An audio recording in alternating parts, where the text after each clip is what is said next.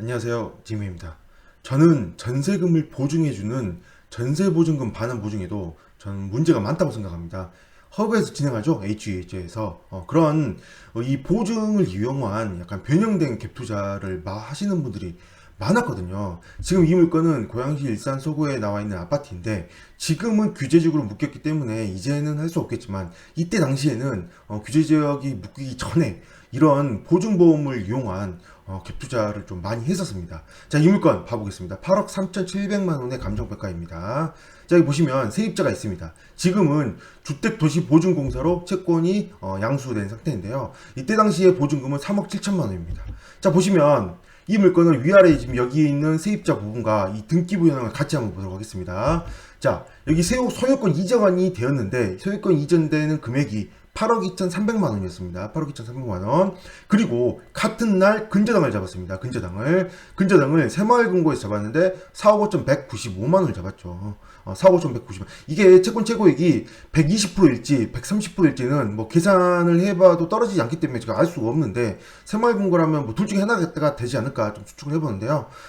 지금 보다시피 2017년 9월에 이전하고 근저당을 잡고 2019년 7월 19일 날 세입자가 들어왔습니다. 이게 거의 같이 한 거죠. 거의 같이. 단지 이제 근저당 이후에 세입자가 들어온 거죠. 이후에. 그러므로 대항력이 없는데, 자, 세입자 입장에서는 앞에 근저당이 있기 때문에 아무래도 불안하잖아요. 불안하니 당연히 보증을 들 것입니다. 이게 전세 보증금 반환 보증으로 인해서 보증을 들 것인데, 자, 이게 봐보겠습니다.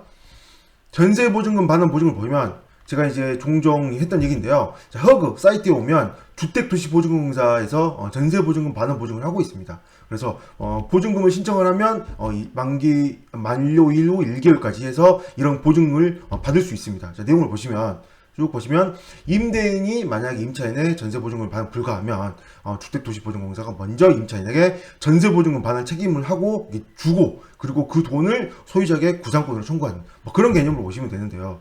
자, 제가 항상 얘기를 하긴 하는데 여기 항목 중에 저는 정말 이해가 안 되는 항목이 있습니다. 자, 여러 가지 항목들 중에 여기 지금 임차인용 항목에 쭉 보시면 자, 여기 보시면 자, 이런 내용이 있습니다. 선손이 채권 플러스 전세보증금이 주택가격 100%와 같거나 작으면 됩니다. 같거나 작으면.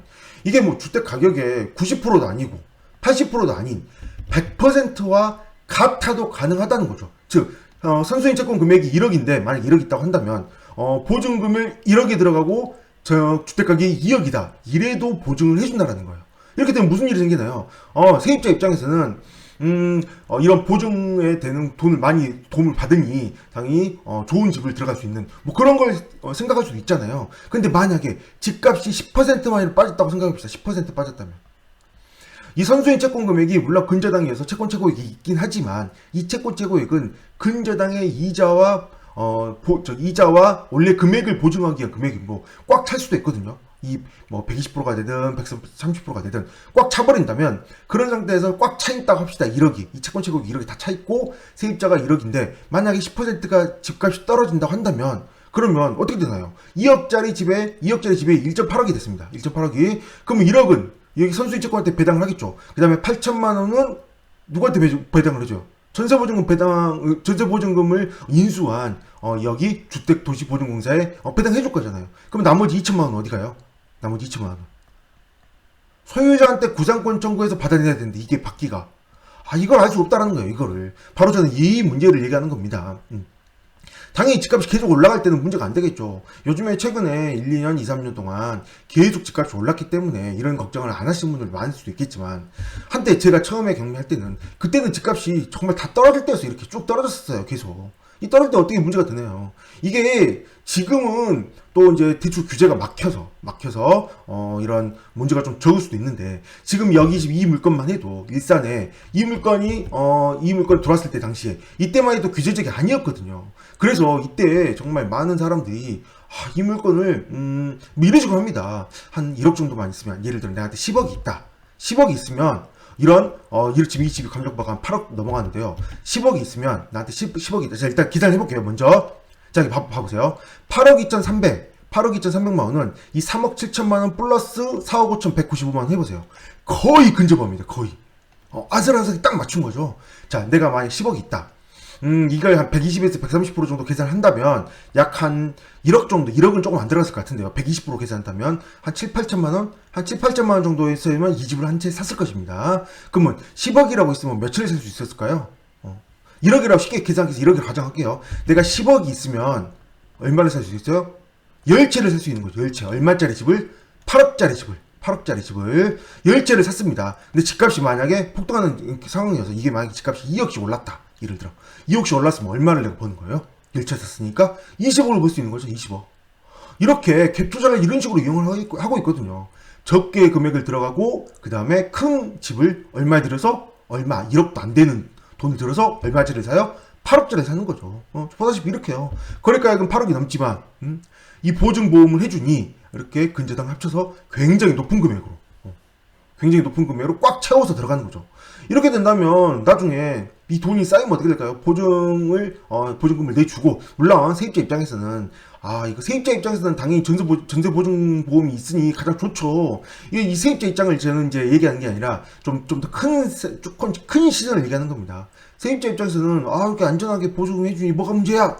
라고 생각할 수도 있겠지만, 만약에 이렇게 해서 집값이 떨어져서 뭐 2천이 되든 3천만 원이 되든 또는 또 많이 들어서 8억이 7억 되지 마라 뭐 없잖아요. 7억 되지 마라 뭐 없잖아요. 1억씩 빠졌다. 1억씩. 그럼 1억 누구한테 받아요? 1억이 10개 뭐 있으면 10억이 돼요. 이런 집이 수두룩히 많다면 다 그거 어떻게 되나요? 여기 지금 어디예요? 전세보증금 받는 보증이에요. 허그예요. 허그. 이거 다 세금으로 메꿀 수밖에 없잖아요. 굉장한 적자가 나는 거죠. 자, 이런 집들이 얼마나 많을까요? 여기 물건 보시면, 이런 물건 보시면, 지금 이 물건에, 동일번지 진행 물건, 낙찰 물건도 아니고, 현재 진행하는 물건이란 거는, 한 달에서 한 달 반 이내에 진행하는 이 아파트의 물건을 봐보세요. 엄청납니다. 자, 보세요. 이게 물론 전부 주택도시보증공사에서 진행하는 전세보증금 받은 보증은 아닙니다. 여기 또 2번 페이지도 있네요. 정말 많이 진행하네요. 이거 한때 이 보증보험을 해주니까 이렇게 경매를 많이 나오는 거예요. 지금 이 물건에 대해서 관심을 가지신 분들이 굉장히 많습니다. 굉장히 좀 물건도 많고 집도 나쁘지 않고 좋기 때문에 그렇긴 하지만, 이렇게 수많은 물건들이 지금 한 달 반 이내에 이렇게 많은데, 그럼 몇 달이 한다면 도대체 물건이 얼마나 많을까요? 다 같은 아파트예요. 같은 아파트. 물론 이 중에 서울 보증 물건도 많이 있습니다. 서울 보증 물건 많이 있지만, 그렇다 하더라도 이렇게 보증에 대해서 굉장히 좀 너무 좀 좋게 잡는 게 아닐까. 저는 이게 저는 이게 문제라고 생각해요. 이거 100%. 이게 100% 안 되잖아요. 보통 저희가 이제 전세 보증금 앞에 근저당 1억이 있다. 이 집값이 2억인데 내가 세입자가 1억이 들어가면 어떻게 하냐라고 질문이 올라오시면 당연히 집값이 떨어질 수도 있기 때문에 집값의 70에서 80%로 들어가지 그 이상으로 들어가면 위험합니다 라는 얘기를 해주거든요. 근데 이건 뭐예요? 100% 이렇게 해주면 안 되죠.